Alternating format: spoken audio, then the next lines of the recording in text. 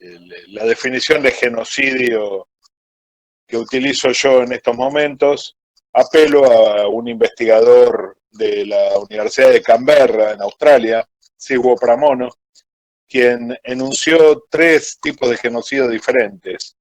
El primer tipo de genocidio es allí donde se ven acciones genocidas, donde se ven matanzas y donde se enuncia las matanzas. O sea, se dice, vamos a liquidar a tal minoría y se llevan adelante acciones, uno puede ver que se llevan adelante acciones en ese sentido. El genocidio en segundo grado, según Pramono, es allí donde no hay una enunciación, pero sí se ven las matanzas. O sea, no se enuncia que se va a eliminar una minoría en particular, pero se aprecian acciones destinadas a la eliminación de determinada minoría. Y el genocidio en tercer grado, y aquí es lo más importante y el aporte que hace Pramono, es allí donde no hay enunciación, no hay acciones, pero se ven prácticas que a la larga provocan grandes cantidades de muertes. Cuando uno trabaja las estadísticas de muertos por 4 motivos fundamentales, hambre e inanición, perdón,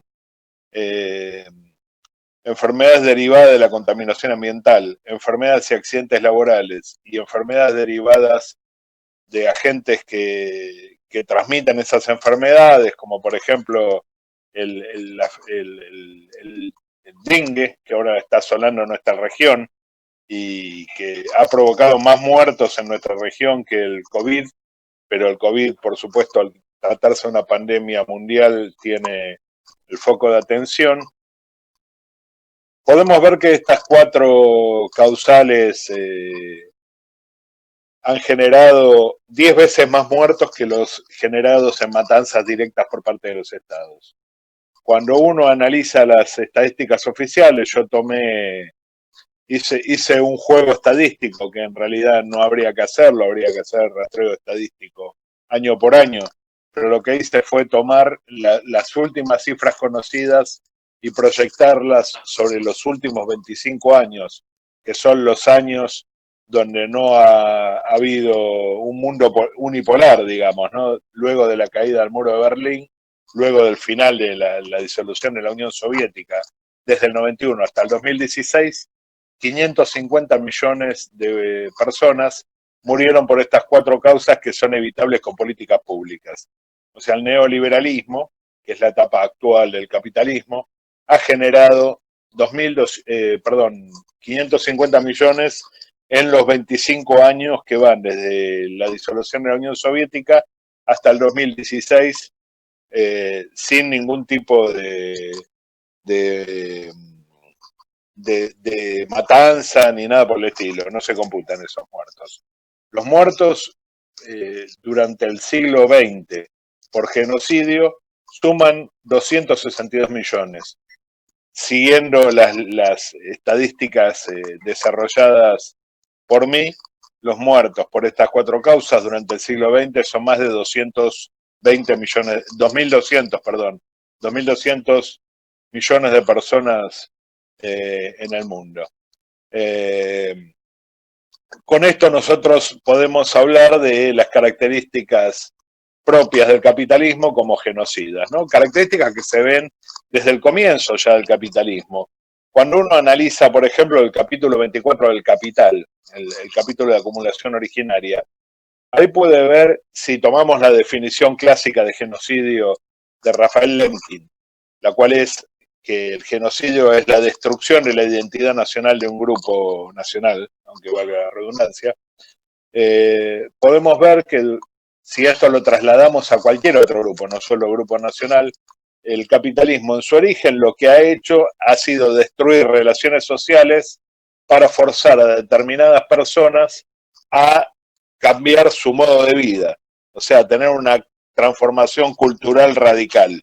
Esto lo vemos por ejemplo, el capítulo de la legislación represiva, la legislación sanguinaria, que es el parágrafo 3 del capítulo 24. Vemos que hay un proceso que los capitalistas en general lo muestran como idílico, que muestran lo que Marx llama las Robinsonadas, ¿no? Esta historia que uno podría traducirla en la fábula de la cigarra y la hormiga, un grupo de hombres piadosos, trabajadores, que ha podido acumular riqueza, y otro grupo que ha sido desapropiado porque ha tenido vida disipada, licenciosa, poco afecto al trabajo, etcétera.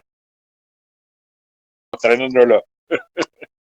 Eh, no, estaba comentando que este proceso de acumulación primitiva, ya el capital muestra el carácter violento y el poco apego a la vida humana que tiene, ¿no?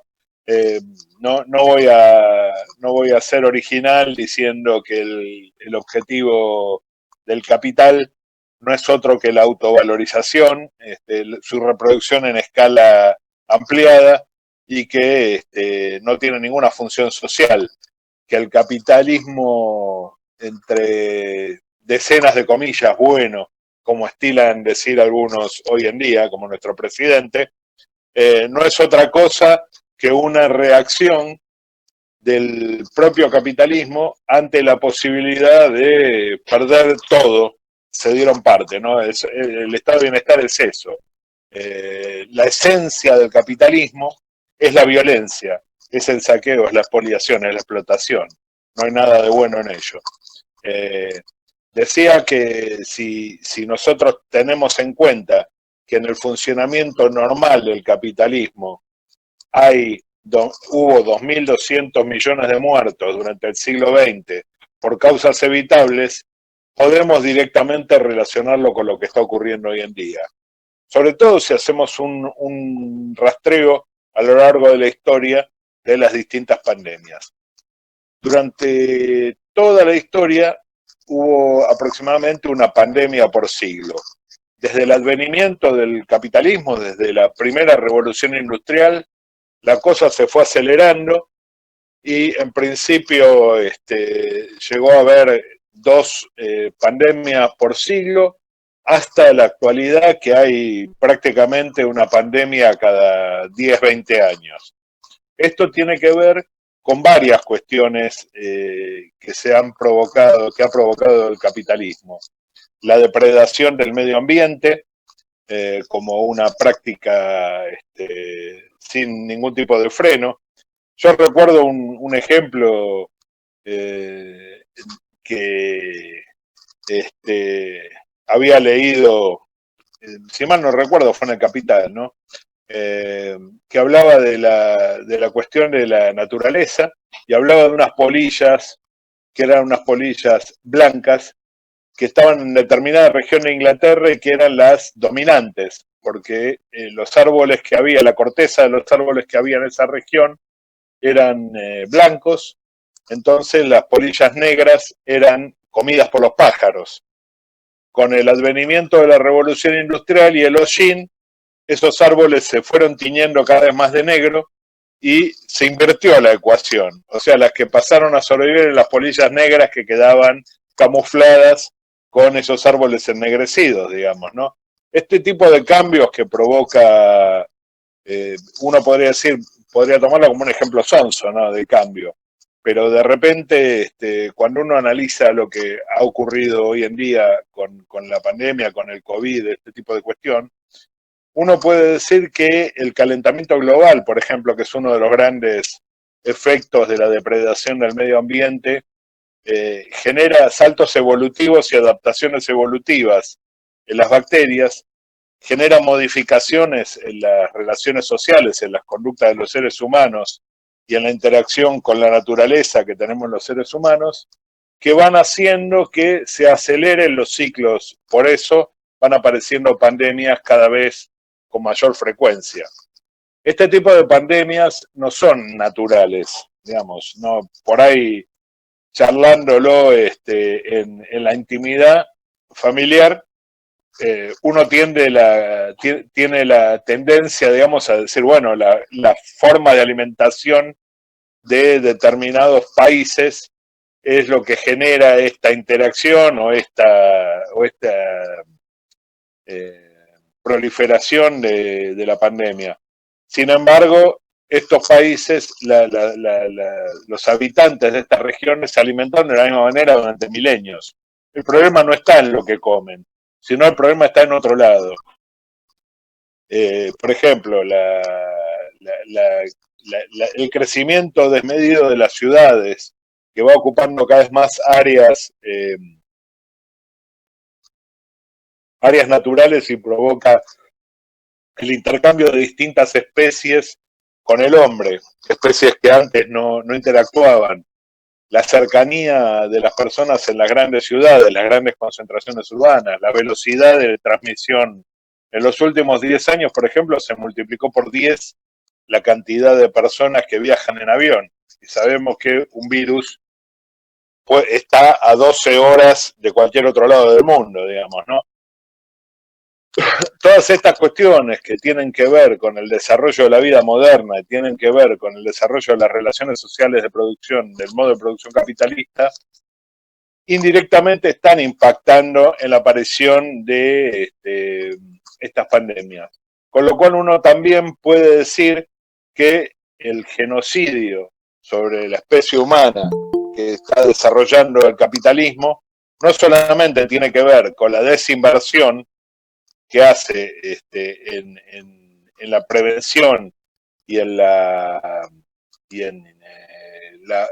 ayuda a aquellos sectores de la población que han quedado marginados del proceso de producción y del proceso de consumo, sino que además la forma de explotación de la naturaleza, la forma de explotación industrial, etcétera, etcétera, etcétera, generan la expansión natural de este tipo de virus que son mortales y para los cuales no hay cura, ¿no?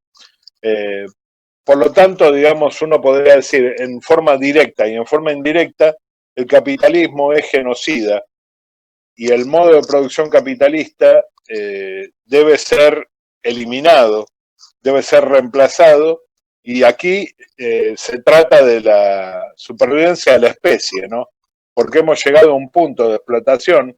Yo recuerdo aquella frase de Marx de la contradicción entre el desarrollo de las fuerzas productivas y cómo se pone, cómo en algún momento las relaciones sociales de producción se vuelven traba para el desarrollo de las relaciones del desarrollo de las fuerzas productivas. Lo que podríamos decir en estos momentos es que el capitalismo ha entrado en una crisis brutal y que la manera de salir de las crisis del capitalismo siempre ha sido la misma. Ha sido, cuando ha encontrado su límite para el desarrollo de las fuerzas productivas, ha destruido masivamente la vida humana, ¿no? Hay un texto de un autor que mucho no nos gusta, lo hemos comentado en algún momento con Sergio, John Holloway. Holloway tiene una frase interesante, quizá lo único interesante que ha escrito, es que la salida de la crisis del 30 le ha costado a la humanidad 50 millones de vidas, ¿no? La Segunda Guerra Mundial. Porque las guerras mundiales son lugares donde se destruye vida humana en forma masiva y donde se destruyen medios de producción también en forma masiva. Lo que fue el boom de la posguerra no fue otra cosa que la reconstrucción de lo destruido durante la guerra. Por lo tanto, digamos, desde este punto de vista también, encontramos que el capitalismo siempre busca la manera de autorregularse o de modificarse o de revolucionarse. Esto lo han estudiado autores como Leonidas Kondratiev y Ernest Mandel, por ejemplo, en las ondas largas. Siempre, si no hay una alternativa organizada para derribar el capitalismo va a encontrar la vía para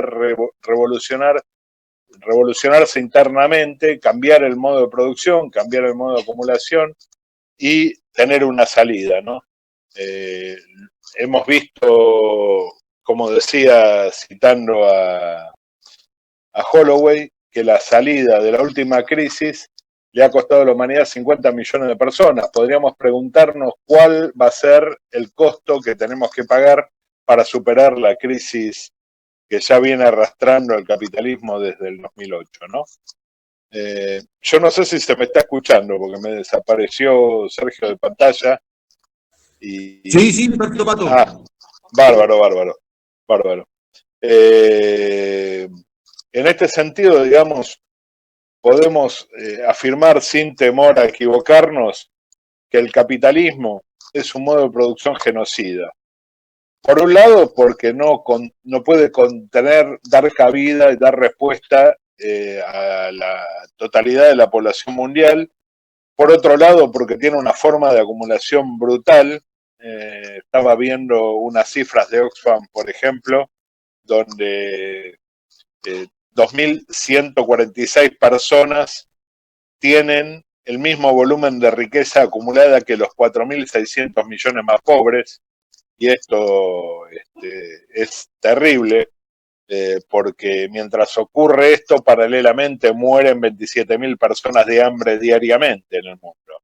Entonces tenemos que el capitalismo es un modo de producción que, si bien nunca fue un modo de producción que pudiera dar contención a toda la humanidad, hoy en día esto se ve agudizado.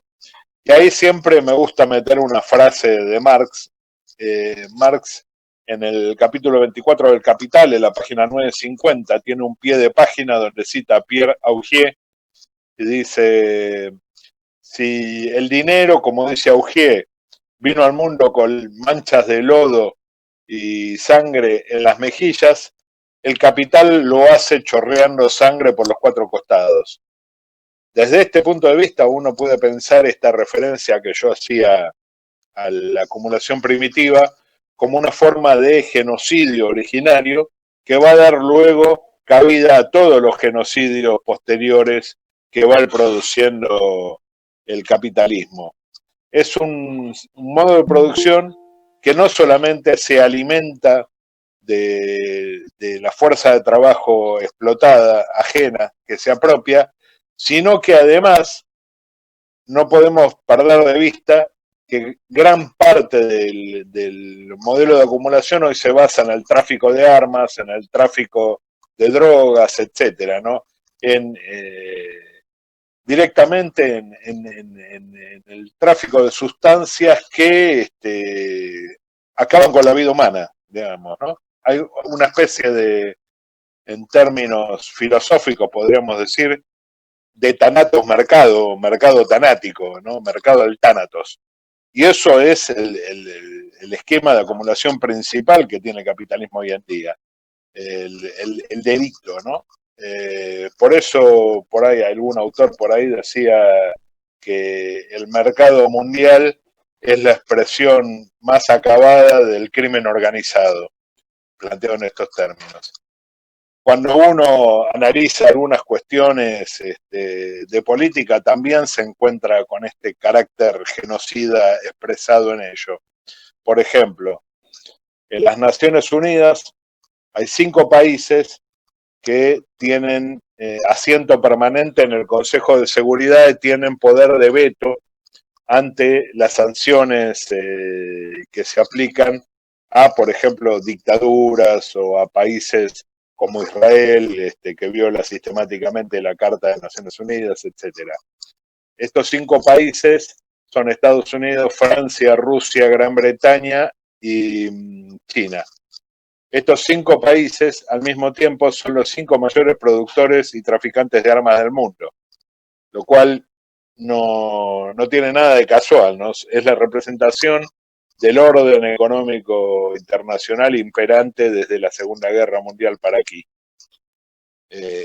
Son los garantes, digamos, de la reproducción de este modo de producción basado en la explotación y en el genocidio. Entonces, rebobinando un poco,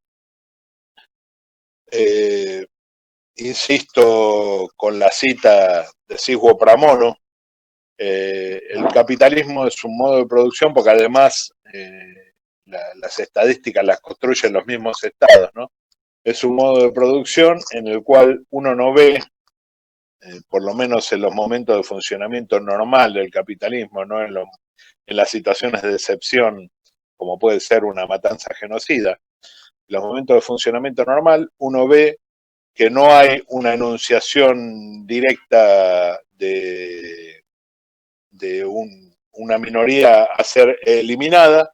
Uno no ve acciones de eliminación de esas minorías, pero ve políticas que a largo plazo generan muertes, como por ejemplo el desfinanciamiento de la salud pública. Esto se vio claramente como impactó sobre grupos poblacionales, las poblaciones de riesgo, ¿no? Que al mismo tiempo también uno puede relacionar esto con algunos discursos neoliberales, como Christine Lagarde, cuando hablaba de que los viejos viven demasiado tiempo, ¿no? Parece, como dije hace unos días en una charla, parece un virus diseñado, el coronavirus parece un virus diseñado en laboratorios del Fondo Monetario Internacional, porque afecta a aquellos sectores poblacionales que necesitan más ayuda de los estados y el Fondo Monetario y los neoliberales ven esto como un gasto. Por lo tanto, uno podría decir, hasta que no me prueben lo contrario, el beneficio de la duda lo tengo, digamos, ¿no? No soy conspiranoico, digamos, pero haciendo un juego de este estilo, uno puede imputarle al discurso neoliberal este carácter genocida, ¿no? Esta responsabilidad o irresponsabilidad en relación a los sectores más desprotegidos de la sociedad.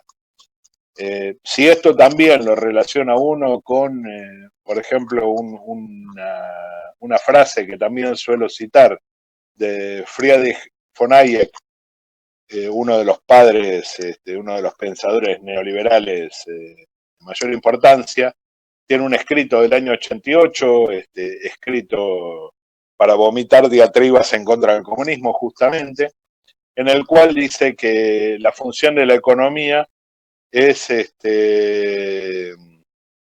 el salvar vidas, pero que no todas las vidas tienen las mismas cualidades y no todas las vidas merecen ser salvadas. Von Hayek dice que a veces para tener un bien mayor es necesario sacrificar algunas vidas. Este concepto de von Hayek es propio del genocidio, ¿no? Porque el genocida plantea que para salvar la vida propia es necesario eliminar la vida de aquel que nos amenaza. Esta amenaza se puede traducir en términos económicos en el neoliberalismo, ¿no? El gasto público que genera, etcétera, etcétera. Toda la diatriba neoliberal que va encaminada a intentar no achicar los estados, porque también recuerdo un texto de Dietrich de la década del 90, donde Dietrich planteaba que los estados no se estaban achicando, sino que por el contrario lo que hacían era cambiar sus funciones. Dejaban de asistir a aquellos que más lo necesitaban y pasaba a cumplir funciones de acumulación en función de los sectores más concentrados de la economía, cosa que no es nada nueva, porque ya los clásicos definen al Estado capitalista como el Estado mayor de la burguesía, ¿no? Y Marx mismo dice que la función del Estado es la construcción de infraestructura, por ejemplo, que por el costo es demasiado para los capitalistas individuales, etcétera. Y una última cosa que a la que me gustaría referirme, que no está relacionada directamente con la relación entre capitalismo y genocidio, pero sí con la situación que nos está quejando, porque es un tema que me preocupa y lo estoy discutiendo con muchos compañeros en ámbitos partidarios y en ámbitos gremiales, etcétera. Hace muchos años atrás, en la década del 80, cursando una materia en sociología sistemática, me tocó leer un autor que yo no conocía, Klaus Offe, que es tercera generación en la escuela de Frankfurt. Y Offe tiene un texto interesante que se llama Las dos lógicas de la acción colectiva. Offe ahí plantea que por las características del capital, por esta característica de que capital es acumulación de trabajo muerto, producto del esfuerzo de generaciones anteriores, dice, ese capital que tiene el capitalista ya es poder. El capitalista no necesita la agremiación para defender sus derechos, porque ya el propio poder que él tiene en sus manos, ese capital, hace que los trabajadores que estamos arrebatados de todos los medios de producción tengamos que vender nuestra fuerza de trabajo, entonces no nos queda otra que aceptar las condiciones que nos imponen. Mientras que cuando analiza la lógica de la acción colectiva del proletario, dice justamente el proletario, por las características que tiene, está aislado y necesita necesariamente, perdón por la redundancia, necesariamente debe asociarse para tener fuerza y poder disputarle de igual a igual al capital.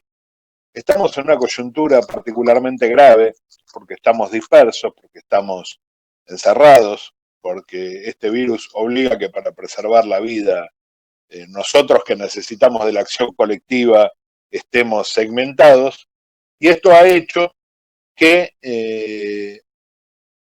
los capitalistas avancen, al menos en el caso de Argentina, desconozco en otros lugares, pero supongo que debe ser la situación similar. Y aquí se ha notado que los capitalistas han avanzado echando trabajadores, reduciendo salarios a la mitad, incrementando la plusvalía absoluta y relativa. Digo, la plusvalía absoluta porque la jornada de trabajo se ha roto, ¿no? Sobre todo aquellos que trabajamos en educación lo vemos, ¿no? El tema del límite de horarios, etcétera. Hoy estamos a full, digamos, trabajando, con lo cual se ha quebrado el límite del tiempo de trabajo que debemos ejercer, y en forma relativa porque se han reducido los salarios, hemos perdido poder adquisitivo porque la inflación ha seguido, no hay paritarias, etcétera, ¿no? Entonces, pensando un poco la situación y la acción del gobierno, sobre todo, ¿no? El gobierno se ha quedado un poco en deuda con los sectores de trabajadores, porque a pesar de los enunciados que ha hecho, de las amenazas a las patronales que rebajen salarios o que echen empleados, lo que ha hecho en la práctica fue firmar convenios con las empresas que han echado trabajadores, avalando esas expulsiones de trabajadores del mercado de trabajo, y se ha hecho cargo de parte de las obligaciones salariales de las grandes empresas también, ¿no? Financiando a los grandes capitales que han decidido recortar el salario de sus trabajadores. Entonces, para que no haya tanto impacto sobre los sectores del trabajo, digamos, se ha introducido esta modalidad. Son cosas que me preocupan, digamos, porque hasta ahora hemos visto, yo siento que estamos desprotegidos, digamos, ¿no? Ante el avance de los grandes capitalistas. Pero bueno, estas son un poco las ideas que quería compartir con ustedes. No sé si un par de cositas. Una es, hay decisiones, las políticas de gobierno son decisiones de gobierno, ¿no? Cuando algunos compañeros plantean van 6 meses, agarró la pandemia, digo, uno puede decir, los 6 meses y la pandemia están igual financiando al gran capital o financiando a los sectores más desprotegidos, digamos, ¿no? Ahí hay decisiones. Por un lado eso. Por otro lado, yo creo que esta iniciativa del ELAF hay que aplaudirla, porque en estos momentos es donde nosotros debemos aprovechar para formarnos con mayor intensidad, ¿no? En los momentos de reflujo de la lucha, este es un momento de reflujo de la lucha por razones coyunturales y externas a la propia lucha, pero en los momentos donde nosotros no tenemos condiciones para salir a la calle a poder enfrentar estas políticas y no poder imponer y pelear, dar la lucha de clases en la calle, tenemos que aprovechar para formarnos, para poder dar la lucha ideológica, la lucha de clases en el terreno ideológico. Nuestra función como comunistas, por ahí, esto lo he dicho por ahí en algún ámbito partidario y lo replico acá, nuestra función como comunistas es, mientras no podamos aumentar la cantidad de integrantes de nuestra fuerza, tenemos que aumentar la calidad y la influencia. ¿Qué quiere decir esto?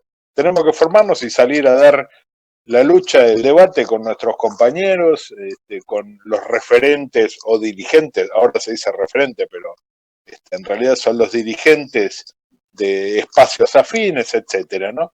Y organizarnos. No sé si están al tanto, pero acá en Argentina se está formando un espacio de confluencia que se llama Comuna Argentina. Nosotros ahí estamos participando, y está muy bueno porque es un intento de unidad de los sectores de izquierda que más o menos pensamos parecido, con matices, con diferencias, pero intentar construir un espacio de confluencia orgánico, en principio de los intelectuales, pero la idea es abrirlo a dirigentes sociales, a dirigentes obreros, etcétera, ¿no? Para poder construir un espacio político que salga a disputarle a la derecha en Argentina, porque la derecha siempre ha estado organizada y está organizada dentro del Partido Justicialista en Argentina, la derecha, desde hace muchas décadas. Nosotros tenemos que organizar los espacios de izquierda que hoy coexistimos con esos espacios de derecha organizados para poder dar una disputa político-ideológica ahí dentro de ese mismo espacio, ¿no? Sí, Del frente de todos.